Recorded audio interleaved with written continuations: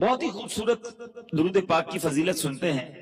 حضرت سیدنا حفص بن عبداللہ رحمت اللہ تعالی علیہ کا بیان ہے کہ میں نے امام المحدثین سیدنا ابو زرعہ رحمت اللہ تعالی علیہ کو ان کی وفات کے بعد خواب میں دیکھا۔ وہ پہلے آسمان پر فرشتوں کو نماز پڑھا رہے تھے، یعنی فرشتوں کی امامت کر رہے تھے۔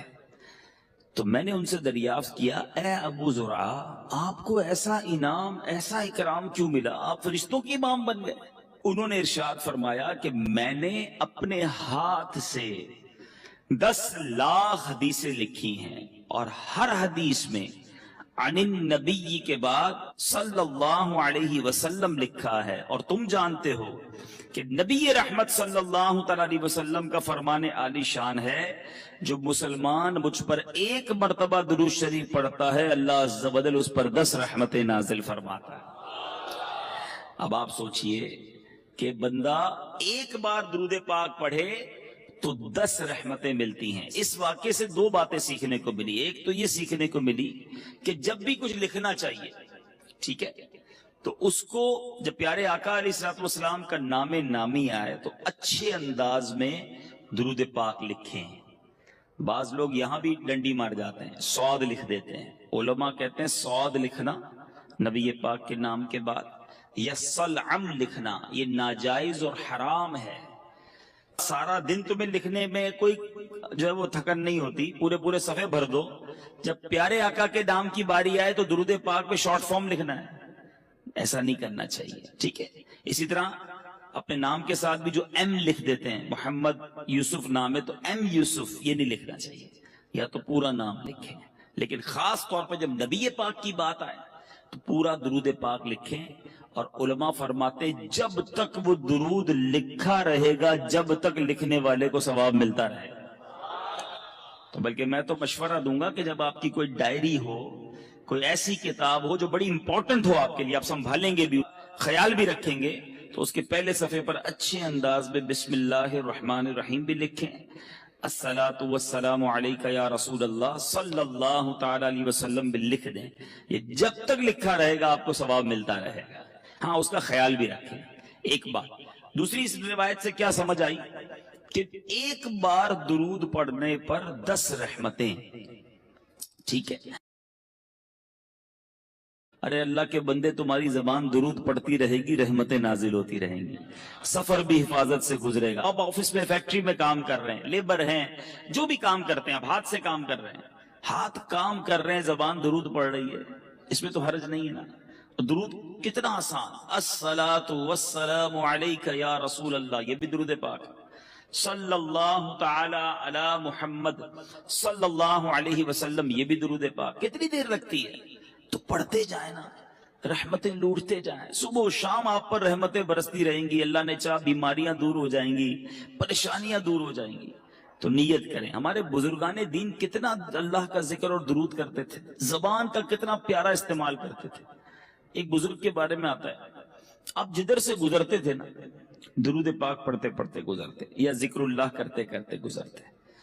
ایک بار ایک راستے سے گزرے، دوبارہ آئے، دوبارہ اسی راستے سے گزرے، تو کسی نے کہا حضرت ابھی تو گزر کے گئے تھے۔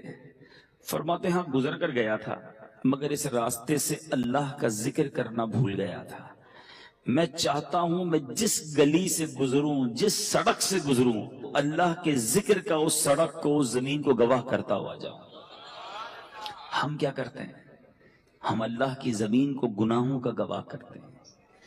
کبھی کدھر جا کر گناہ کرتے ہیں، کبھی کدھر جا کر گناہ کرتے ہیں، کبھی کس ملک میں جا کر گناہ کرتے ہیں، کبھی کس شہر میں جا کے گناہ کرتے ہیں، چھپ چھپ کر گناہ کرتے ہیں، سمجھتے کوئی نہیں دیکھ رہا، یہ زمین گواہی دے گی، یہ زمین قیامت کے دن اپنے رازوں کو اگلے گی۔ بندہ اس وقت کیا کرے گا جب زمین کہے گی مولا مجھ پر گناہ کیے، اس بندے نے مجھ پر بیٹھ کر شراب پی، مجھ پر بیٹھ کر جھوٹ بولا، میرے اس زمین کے حصے پر بیٹھ کر بدکاری کی، بے حیائی کی، کدھر جائیں گے؟ کتنا خوش نصیب ہے وہ شخص جس کی زمین گواہی دے گی مولا اس نے مجھ پر سجدہ کیا تھا، اے اللہ اس بندے نے اس زمین کے اس ٹکڑے پر کھڑے رہ کر تجھے یاد کیا تھا، اے اللہ یہاں بیٹھ کر تیری بارگاہ میں ہاتھ اٹھا کر آنسو بہائے تھے، اس بندے نے فلاں جگہ بیٹھ کر تیرا ذکر اور تیرے حبیب کا ذکر کیا تھا یا سنا تھا، یہاں بیٹھے تھے اجتماع میں، یہاں بیٹھے تھے بیان کرنے. یہ زمین، جی ہاں، جس زمین کے ٹکڑے پر ہم اس وقت بیٹھے ہیں، میرے رب کی رحمت سے امید ہے قیامت کے دن یہ زمین گواہی دے گی کہ اللہ تیرے بندے بیٹھے تھے کام کاج چھوڑ کر، مجھ پر بیٹھے تھے، تیرا اور تیرے حبیب کا ذکر کیا تھا. ایسے گواہ بناؤ نا. اللہ کی زمین کو بزرگان دین کا طریقہ رہا کہ دنیا میں جس ملک یا جس شہر جاتے ادھر جا کر نوافل پڑھا کرتے کہ میری گواہ ہو جاؤ. آپ مسجدوں میں جایا کرتے ہیں، لالچ ہونی چاہیے کہ یار کوئی مسجد نظر آئے عاشقان رسول کی، بندہ کہ یار یہاں جا کے ایک نماز پڑھ لو، 2 رکعت پڑھ لو، یہ مسجد بھی گواہ ہو جائے. مسجد نبوی شریف جاؤ نا، یہ مسجد الحرام مبارک مسجدوں میں جب بھی جاؤ، مسجد قباء جاؤ، اللہ آپ کو بار بار جانا نصیب کرے. جب ادھر جاؤ نا، جگہ بدل بدل کے نفل پڑھتے رہا کرو، نفل پڑھتے رہا کرو. کوشش کرو کہ ہر پلر پر 2 رکعت نفل پڑھ لوں تو مسجد نبوی کا ہر ستون قیامت کے دن گواہی دے گا، مولا اس بندے نے میرے پاس آ کر تجھے سجدہ کیا تھا. یہ وہ لالچ ہے جو مجھے اور آپ کو ہونی چاہیے نا. لوگ کہتے ہیں فلاں ملک چلتے ہیں، کیوں؟ ادھر عیاشی کریں گے. یار فلاں ملک میں بڑا مزہ آتا ہے، وہاں بڑی انجوائمنٹ، وہاں بڑی بے حیائی. سوچو تم جگہ جگہ جا کر اپنے گناہ کا گواہ کر رہے ہو. اللہ کے بندے کتنا ذکر کرتے، ان کو اپنے وقت کی قدر تھی. سیدنا جنید بغدادی رحمت اللہ تعالی علیہ، کتنا بڑا نام ہے. آپ کے بارے میں آتا ہے کہ آپ اتنا اللہ کا ذکر کرتے، آپ کی زبان ہر وقت ذکر الہی سے تر رہتی. تو ایک بار آپ نائی کے پاس گئے، مونچھیں ترشوانے. نائی کہتا ہے حضور خاموش ہو جائیے تھوڑی دیر، آپ پڑھے جا رہے ہیں، اب میں نے مونچھیں کاٹی تو آپ کے ہونٹ کو کٹ لگ جائے گا، ہونٹ کو زخم لگ سکتا ہے. آپ فرماتے ہیں تم اپنا کام جاری رکھو، میں اللہ کا ذکر نہیں چھوڑ سکتا. ہونٹ کٹتے ہیں تو کٹ جائیں، میں اللہ کا ذکر کرتا رہوں گا. ایک ایک لمحہ ان کے لیے قیمتی تھا نا. وہ جانتے تھے کہ سب کو دنیا سے جانا ہے، اور جانے سے پہلے بہت ساری نیکیاں جمع کر لوں میں، یہ ذہن تھا. ہم کہتے ہیں یار سیزن لگا ہوا ہے، زیادہ سے زیادہ کما لو، اوور ٹائم کا ٹائم آیا ہے، سیٹ نے بولا ہے جتنا اوور ٹائم لگاؤ گے اتنے پیسے زیادہ دوں گا، محنت کرو پیسے کما لو. ہم اوور ٹائم، ہم دنیا کے پیچھے پڑے ہوئے ہیں. میں نہیں کہتا نوکری نہ کرو، میں نہیں کہتا رزق حلال نہ کماؤ، کمائیے، مگر مجھے ایک بات کا جواب چاہیے. میں دنیا کے لیے تو محنت کر رہا ہوں، کیا آخرت کے لیے مجھے الگ ٹائم ملے گا، ایکسٹرا ٹائم ملے گا؟ گھر پہ کوئی نوٹس آئے گا کہ جناب اب آپ کی دنیا میں 3 مہینے رہ گئے، اب آخرت کی تیاری کر لیجیے. ایسا نہیں ہوتا. اچانک سڈنلی صبح گھر سے زندہ نکلتا ہے اور شام جنازہ گھر پہ آتا ہے. ایسا نہیں ہوتا، آپ کے سامنے بھی ہوتا ہے نا. اب بتاؤ جو صبح سے شام ایک ہی ذہن لے کر بیٹھا ہے، دنیا دنیا مال، اس کی آخرت کب بہتر کرے گا وہ؟ تو پلیز سمجھیے اس بات کو، دنیا میں رہ کر ہی مجھے اور آپ کو اپنی آخرت بنانی ہے. There is no extra time.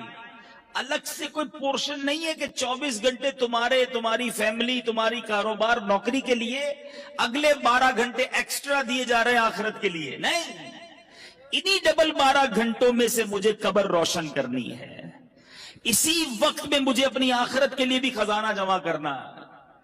جس بندے کو اوور ٹائم کی فکر ہے، اس کو آخرت میں زیادہ اعمال لے جانے کی فکر کیوں نہیں ہے؟ سمجھو میری بات کو.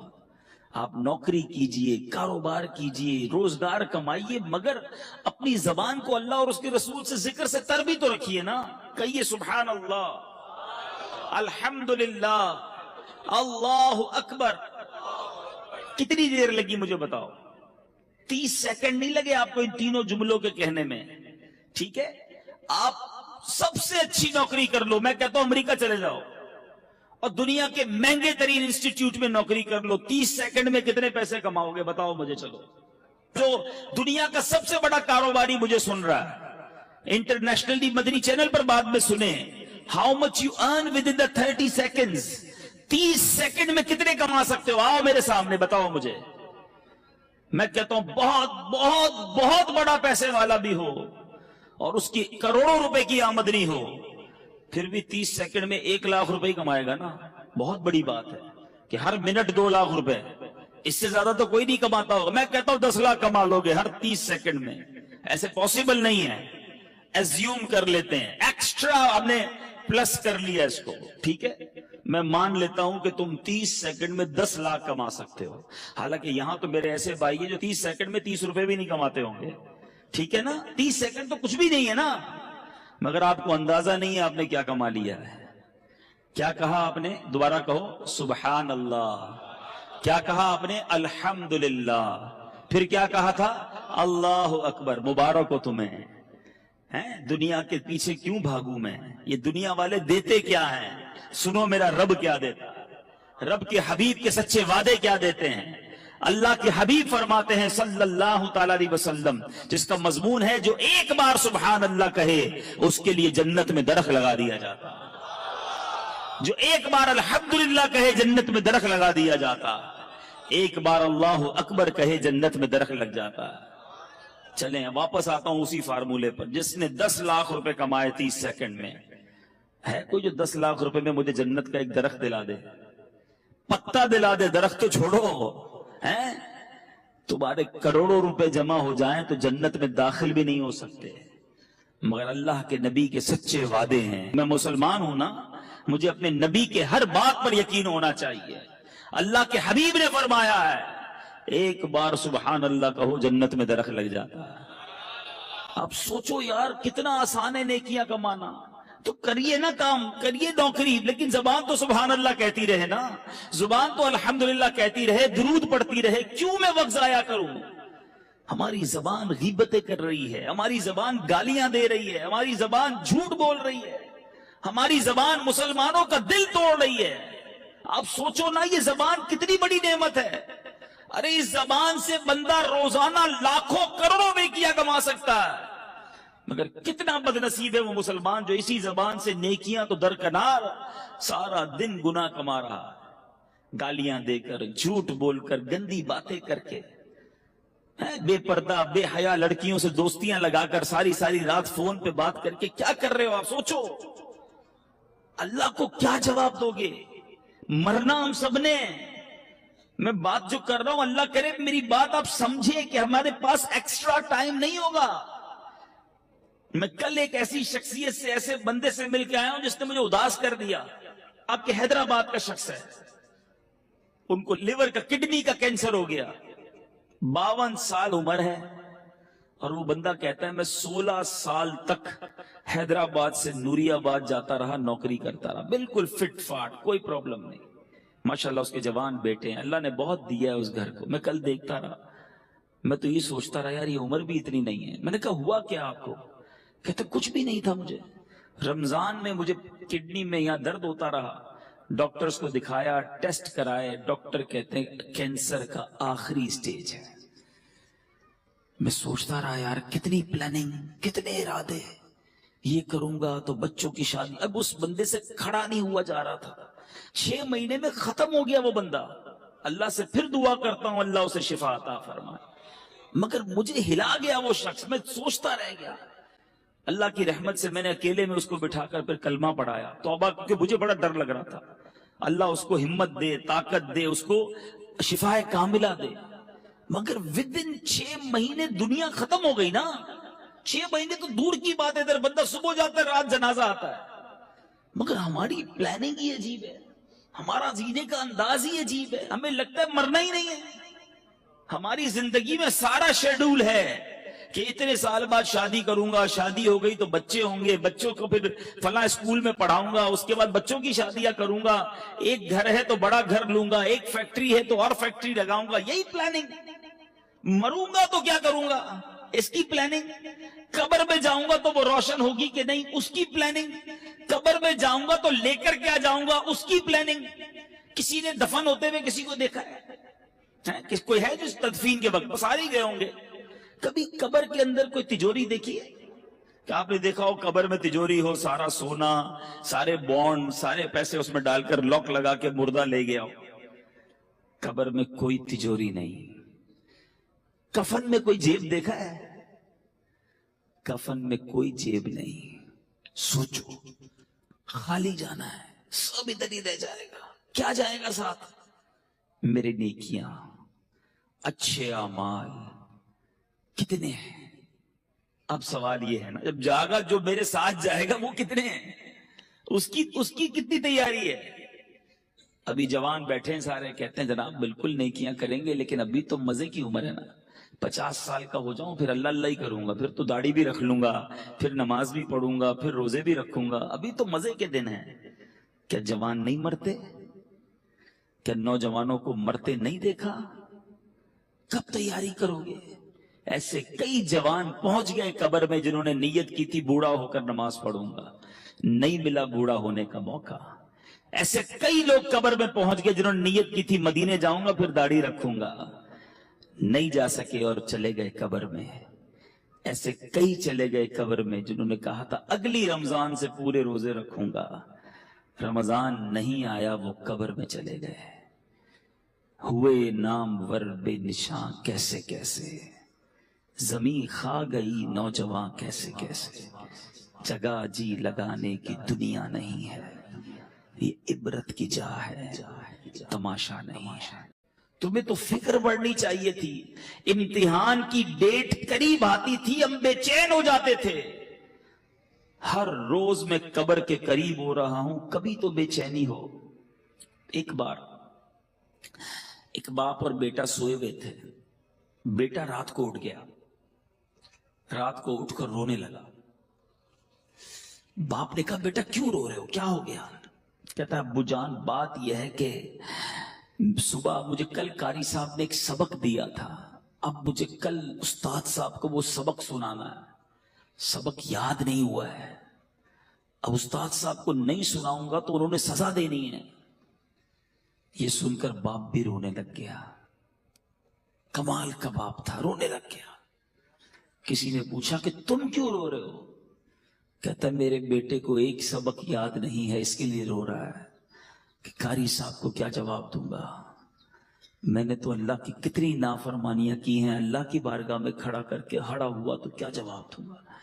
इसको एक दिन सबक सुनाना है, इसको बेचैनी है, मुझे सारी जिंदगी का हिसाब देना है, मैं कैसे सो रहा हूं। कभी कभी जिंदगी में ऐसा हुआ, जरा सोचिए। बहुत सारे ऐसे तो होंगे कि डॉक्टर अगर कोई बैठा हो यहां पर तो डॉक्टर साहब बताएंगे कि उनके पास बहुत सारे लोग आकर कहते हैं डॉक्टर साहब ब्लड प्रेशर बढ़ गया है, शुगर बढ़ गई है, टेंशन में नींद नहीं आती। तो डॉक्टर साहब पूछते होंगे कि बेटा भाईजान क्यों नहीं आती नींद? तो कहते होंगे कारोबार की मुश्किल है, बच्चे जवान हो गए हैं, शादी करनी है, टेंशन बहुत है, इसलिए शुगर हो गई, इसलिए ब्लड प्रेशर हो गया, इसलिए नींद नहीं आती। कोई एक ऐसा आता है डॉक्टर के पास, डॉक्टर साहब सारी रात सो नहीं सकता कि मेरी मगफिरत होगी कि नहीं, मैं बख्शा जाऊंगा कि नहीं, मैं ईमान सलामत लेकर जाऊंगा कि नहीं।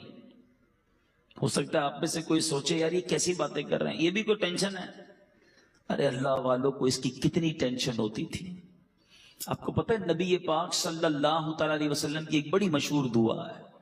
आका तो बख्शे बख्शाए ना, उनके सदके हम बख्शे जाएंगे, मगर नबी पाक की दुआ सुनो, या मुक़ल्लिबल कुलूब सब्बित क़ल्बी अला दीनिक, ऐ दिलों को फेरने वाले अपने दीन पर मुझे साबित कदमी अता कर। ये मेरे आका की दुआ है। हमने कभी दुआ की या अल्लाह ईमान सलामत रखियो, या अल्लाह मौत में मरूं तो ईमान के साथ जाऊं, मुझे लम्हा भर जहन्नम में न डालना।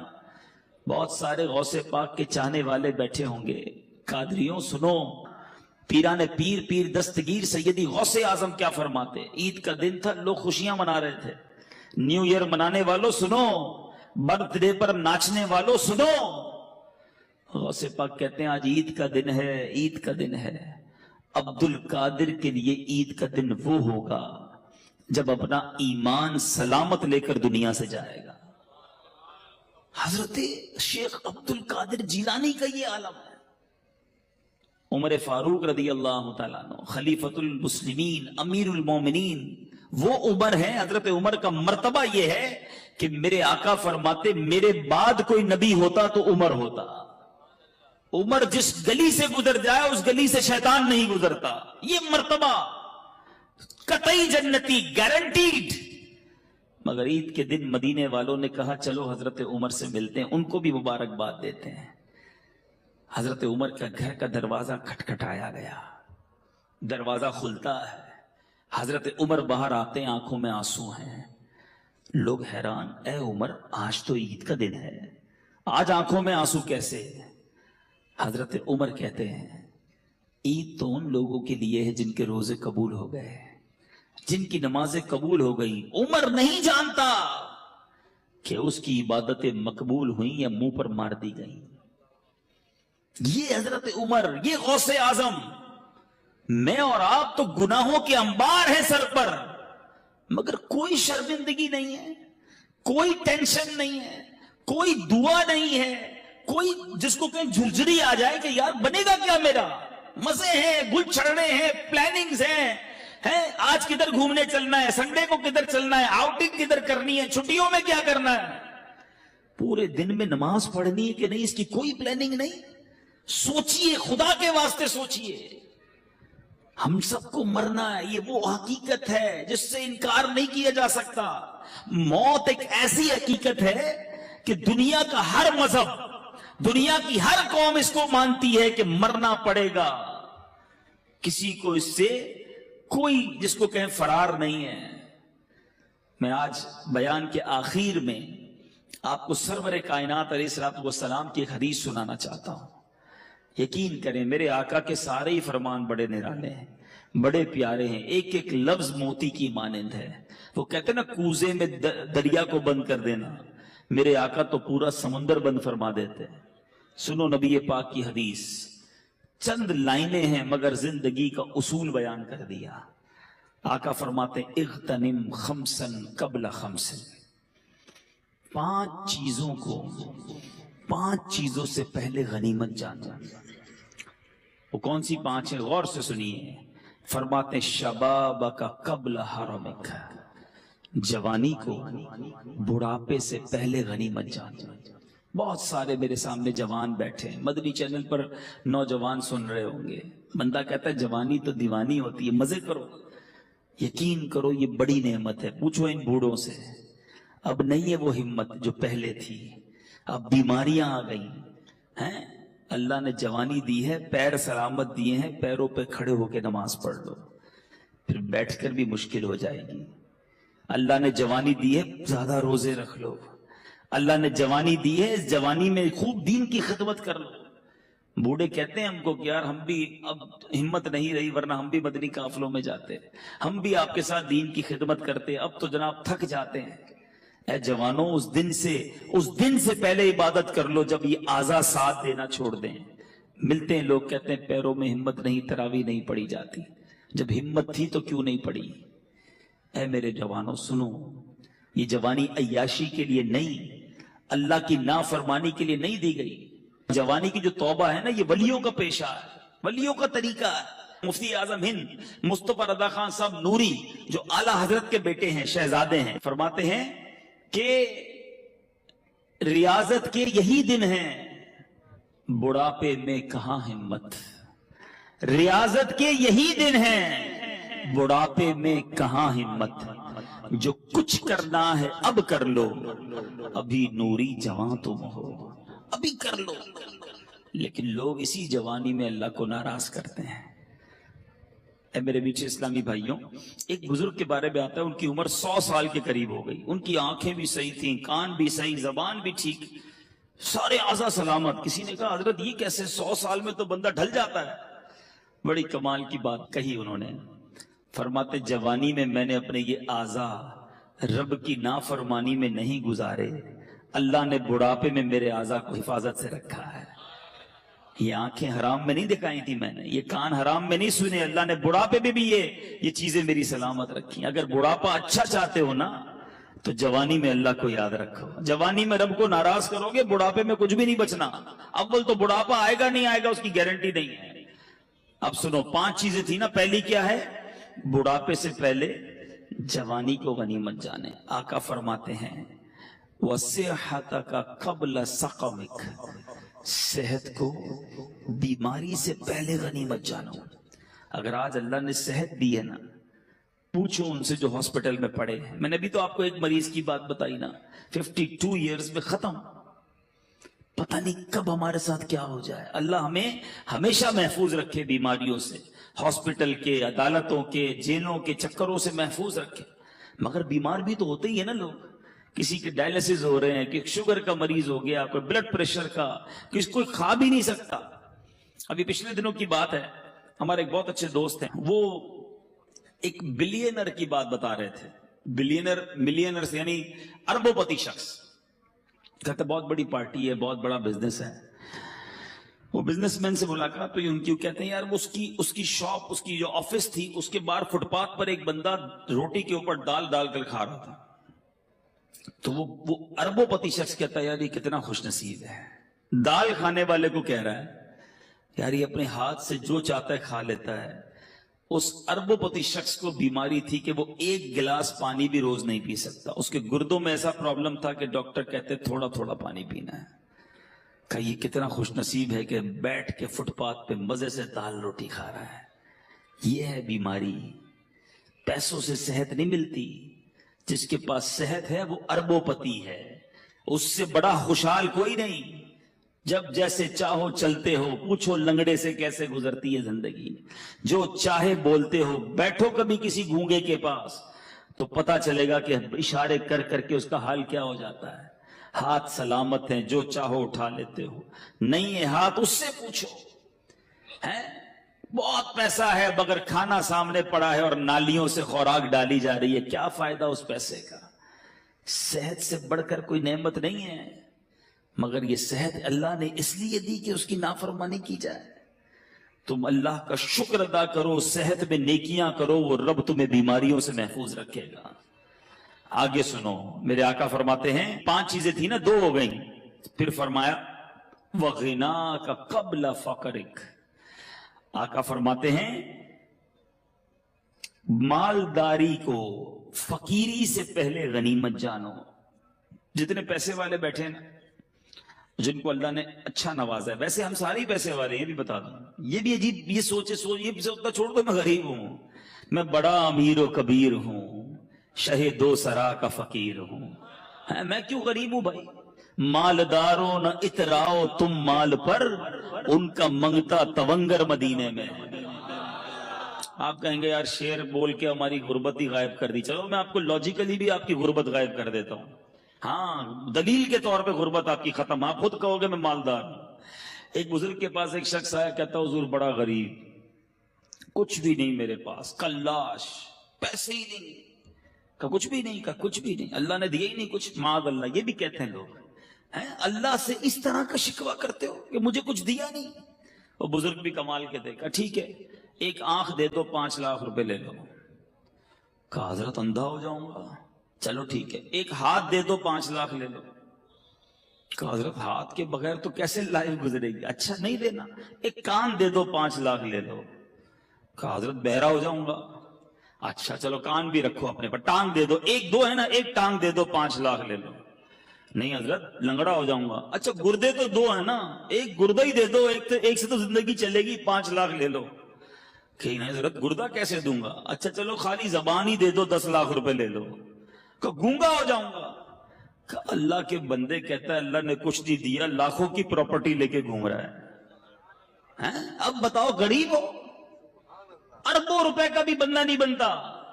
ہاں اربوں روپے سے بندہ نہیں بنتا، اللہ نے مجھے بنا دیا فری میں. پھر بولتے ہو غریب ہوں. اللہ کا ہر حال میں شکر ادا کرو. لیکن جس کے پاس پیسے ہیں نا وہ بھی غنیمت جانے. آقا فرماتے وَغِنَاكَ قَبْلَ فَقْرِكَ. اپنی غنا کو، اپنی امیری کو فقیری سے پہلے غنیمت جانو. آپ سب بیٹھے، یہ بزرگ بیٹھے سفید داڑھیوں والے، پوچھو ان سے. انہوں نے کئی امیروں کو دیکھا ہوگا جو غریب ہو گئے. زیرو ہو جاتا ہے بندہ، اچانک چکر گھومتا ہے. اور ان امیروں کو بھی ہم نے دیکھا وہ سر پکڑ کے کہتے ہیں یار بڑا پیسہ تھا اس زمانے میں، کاش مسجد بنا لیتا، کاش اس کو پیسہ اللہ کی راہ میں دیتا، میں خوب دین کا کام کرتا. بھائی ابھی کر لو نا جس کے پاس ہے. یہ شیطان ہے جو تمہیں کہتا ہے ابھی اگلا کاروبار سیٹ ہو جائے پھر اللہ کی راہ میں دوں گا. کئی لوگوں نے کئی سالوں کی زکات روکی ہوتی ہے. معاذ اللہ، حرام، جہنم میں لے جانے والا کام. آپ گناہگار ہو رہے ہیں. بندہ کہتا ہے یار ابھی نکالوں گا تو بہت پیسے نکل جائیں گے، بس فیکٹری لگا لو پھر 2 سال کی ایک ساتھ نکال دوں گا. اچانک کوئی پرابلم آتی ہے، بندہ خود زکات لینے والا بن جاتا ہے. نہ کرو ایسا. جس کو اللہ نے دیا ہے جمع کروا دو. یہ جملہ یاد رکھنا جو میں کہہ رہا ہوں، اپنے ہی اکاؤنٹ میں جمع کروا دو. آپ کے یہاں کمیٹی ڈالی جاتی ہے حیدرآباد میں، BC، ہم کمیٹی بھی کہتے ہیں، صحیح نا؟ کیوں ڈالتے ہو؟ یار تھوڑے جمع ہو جائیں گے، کبھی بچوں کی شادی میں کسی کام میں کام آئیں گے. ایسا ہی ہے یہ جو اللہ کی راہ میں خرچ کرنا ہے نا، یہ مدنی کمیٹی ہے. ہاں، جمع کرواتے جاؤ، آخرت میں ملٹی پلائی ہو کر ملیں گے. اور یہ میں نہیں کہہ رہا، حدیث قدسی سناتا ہوں. اللہ کے حبیب فرماتے ہیں کہ رب ارشاد فرماتا ہے، اس کا مضمون یہ ہے، اے ابن آدم، سنو الفاظ، سننا ایمان تازہ ہو جائے گا. ادھر ادھر کی انشورنس کرانے والوں سنو. اللہ فرماتا ہے اے ابن آدم، اپنا مال میرے پاس جمع کروا دے. اللہ فرما رہا ہے، مال بھی اللہ کا ہے، پھر بھی فرماتا ہے تیرا مال میرے پاس جمع کروا دے. نہ جلے گا، نہ ڈوبے گا، نہ کم ہوگا. گارنٹی دیکھو، نہ جلے گا، نہ ڈوبے گا، نہ کم ہوگا، بلکہ میں تجھے اس دن لوٹاؤں گا جب تجھے ایک ایک نیکی کی ضرورت ہوگی. یا تو میرے اکاؤنٹ میں جمع ہو گیا نا، جتنا دوں گا جمع ہو رہا ہے. عقل مند ہے وہ شخص، یقین کریں عقل مند ہے. لوگ 2.5% زکات نکال کے بریک لگا دیتے ہیں کہ دے دی نا بھائی. اسلامی بھائیوں کو جواب دیتے ہیں بھائی اس سال کی زکات پوری ہو گئی، اگلے سال آنا. وہ اللہ کے بندو، اللہ نے دینا بند کر دیا؟ وہ دیے جا رہا ہے، تم بھی دیے جاؤ. روایتوں کا مضمون ہے گن گن کر خرچ نہ کرو، ورنہ وہ رب کریم بھی تمہیں گن گن کر عطا فرمائے گا. جب وہ بغیر گنے دیے جا رہا ہے، تم بھی دیتے جاؤ. تم دے کر احسان نہیں کر رہے. یہ جتنے اسلامی بھائی بیٹھے نا، اچھا یہ بھی ایک پرابلم ہے. اب لوگ کہیں گے یار یہ بہت اچھا بیان ہے، مگر یہ تو فیکٹری کے مالک صاحب کے لیے، ہمارے لیے تھوڑی ایسی تو نوکری کرتے ہیں، ہم کیا دیں گے؟ یہ گڑبڑ ہے.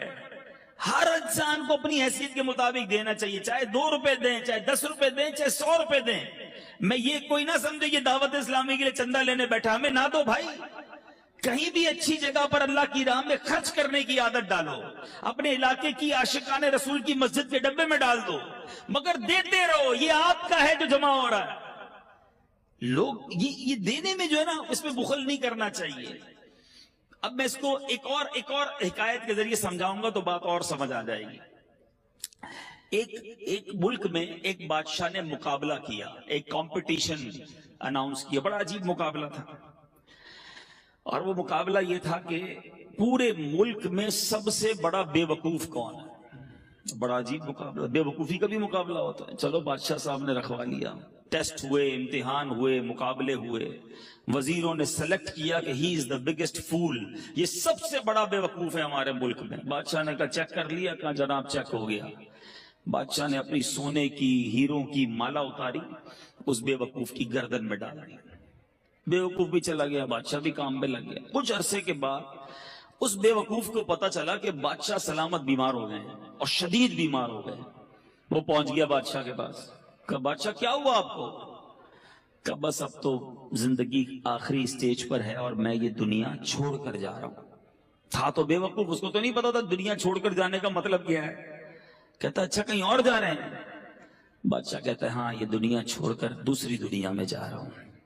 کہا اچھا ایک بات بتائیں بادشاہ سلامت، آپ کے پاس میں نے دیکھا بڑے پیسے ہیں، بڑے موتی ہیں، ہیرے ہیں، جواہرات ہیں، جدھر جا رہے ہیں ادھر پیسے بھیج دیے نہیں بھیج دیے؟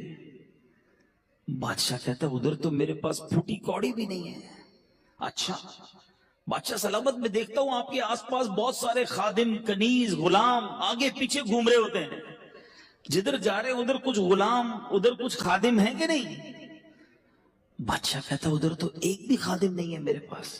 اچھا بادشاہ میں دیکھ رہا ہوں آپ کا اتنا زبردست محل ہے، ایسے پیارے بیڈ روم ہے، اتنا بڑا بڑا گھر ہے، جدھر جا رہے ہیں ادھر بھی گھر بنا لیا کہ نہیں؟ تو بادشاہ کہتا ہے ادھر تو جھونپڑی بھی نہیں ہے. پتہ اس بے وقوف نے کیا کیا؟ اس نے اپنا ہار اتارا اور بادشاہ کے گلے میں ڈالا. کہا حضور مجھ سے بڑے بے وقوف تو پھر آپ ہوئے نا. آپ کو پتہ ہے دنیا چھوڑ کر جا رہے ہیں، نہ پیسے بھجوائے، نہ گھر بنایا نہ آپ نے نوکر بھجوائے، آپ کر کیا رہے ہیں؟ ہے یہ حکایت اللہ کرے دل میں اتر جائے۔ تم نے ادھر گھر بنایا ادھر گھر بنایا، ہم نے ادھر پیسے بنائے ادھر پیسے بھجوائے۔ سوچو نا، اللہ نے تو دیے تھے بھجوانے کے لیے، ہم ادھر ہی رکھ کے بیٹھے ہوئے ہیں۔ یہ وہ پیسہ ہے جو تم ادھر بھجوا رہے ہو، آج بھجوا دو، کل کوئی نہیں بھجوائے گا پیچھے تمہارے۔ مرنے کے بعد بچے گل چھڑے اڑاتے ہیں۔ اللہ نے دیا ہے، ہمت کرو اور جمع کرواتے وقت اللہ کا شکر بھی ادا کرو۔ یہ بھی بڑا پرابلم ہے، اللہ کی راہ میں دیتے دل پہ بھار پڑ جاتا ہے، یا اللہ۔ مجھے ملتے ہیں کئی لوگ ایسے، یار 10 لاکھ روپے زکوٰۃ کیسے دے دوں؟ اللہ کے بندے، رب نے 4 کروڑ دیے ہیں تو 10 لاکھ زکوٰۃ بنی ہے نا۔ شکر ادا کر، سجدہ کر اللہ کی بارگاہ میں، یا اللہ دینے والا بنایا تو نے، مجھے مانگنے والا نہیں بنایا۔ زکوٰۃ دیتے وقت، صدقہ دیتے وقت بوجھ آتا ہے تمہارے دل پر، یہ میرے پیسوں کا نصیب ہے،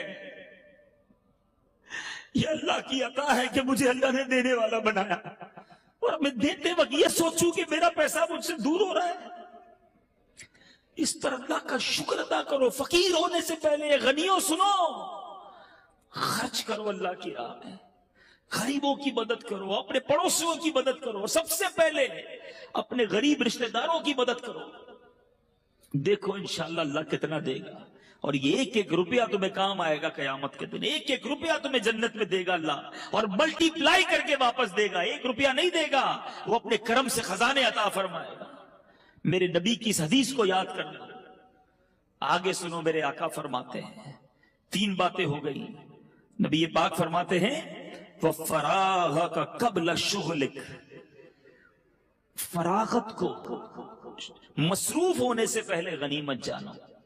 کئی اسلامی بھائی بہت فارغ ہوتے ہیں، جاب کی اس کے بعد شام کو فارغ۔ آپ کیا کرتے ہیں شام کو؟ کچھ بھی نہیں کرتا۔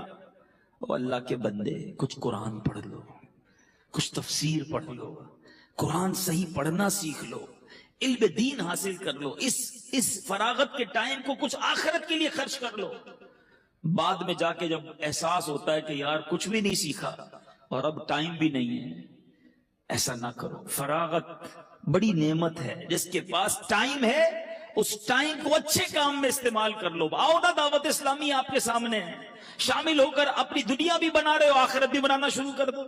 20 گھنٹے دنیا کو دو، 4 گھنٹے آخرت کو دے دو۔ اچھا 4 زیادہ ہیں، 2 گھنٹے دے دو، 1 گھنٹہ دے دو۔